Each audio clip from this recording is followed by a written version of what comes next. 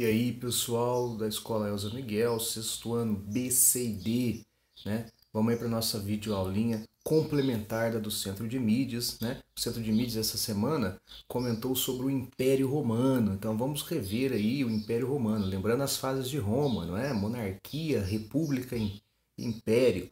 Monarquia, onde você tem o governo do rei, né? A república, onde o Senado toma conta da política romana, e o império agora, o imperador, beleza? Então, essa aula 2 vamos comentar algumas características do Império Romano. Lembrando, hein, quem que manda em Roma? Os patrícios, sim, aqueles donos de terra. E aqui no Império Romano, você também, além deles, vai ter a importância dos generais romanos, porque a gente lembra de império, a gente lembra de expansão territorial e exército, guerra, beleza? Aí é o símbolo, né, do Império Romano, o Senado e o povo romano. Você vai ter toda a construção de símbolos para este império, né? Lembrando a língua oficial do Império Romano, latim, tá? Então você tem aí vários imperadores, várias dinastias. O que são dinastias? São famílias, né? São as mesmas famílias que ficam no poder. E o importante imperador, o primeiro imperador de Roma, é o Otávio Augusto, né?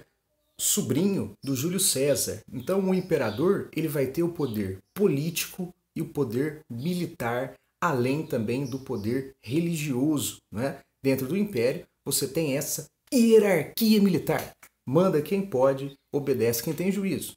Imperador, generais e soldados, tá bom? É uma época, se você está expandindo, onde você domina povos de várias culturas. Você precisa fazer aí a construção de importantes obras, né? Você vai ter construção de estradas, a divisão de províncias, porque você tem um império de expansão muito grande, né? Então, este período do Otávio Augusto ficou conhecido como Pax Romana, a paz romana. É um período de relativa tranquilidade, né? E de sensação que o império está bem e é o maior do mundo, né? Uma importante política usada no Império, que começa no Júlio César, na República, é a política de pão e circo.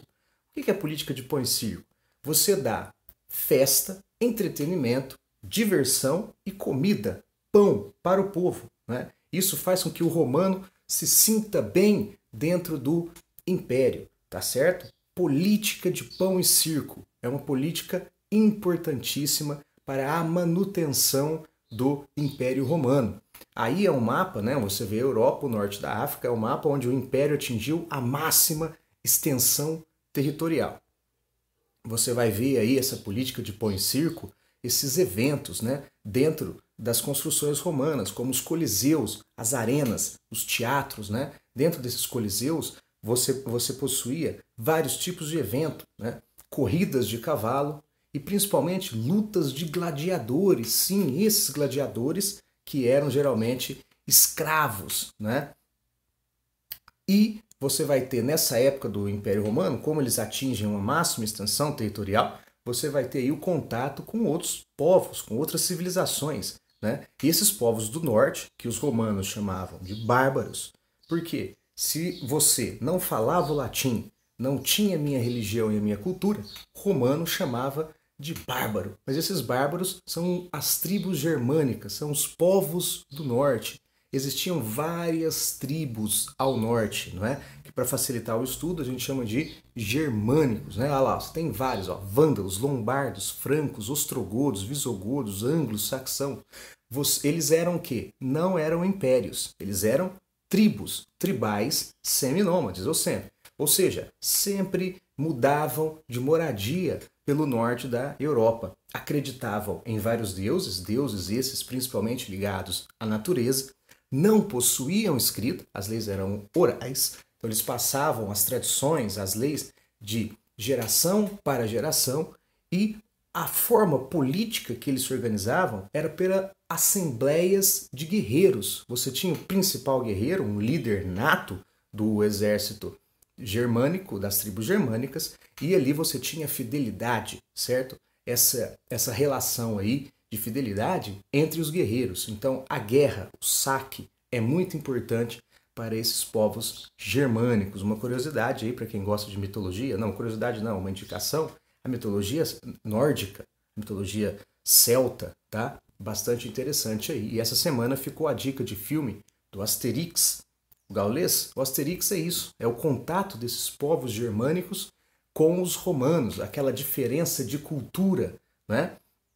Aquela expansão romana, de o romano querer dominar essas terras, os povos bárbaros, os povos germânicos, invadindo o Império Romano, né? A diferença cultural que existe entre os dois, ok? Então, nossa aula de complemento é essa, certo? Não esqueçam de ver a aula, não esqueçam de acompanhar a aula do Centro de Mídias e qualquer dúvida, eu estou nos plantões de dúvidas no nosso grupo, certo? E seguindo o horário da escola. Abraço, até a próxima semana.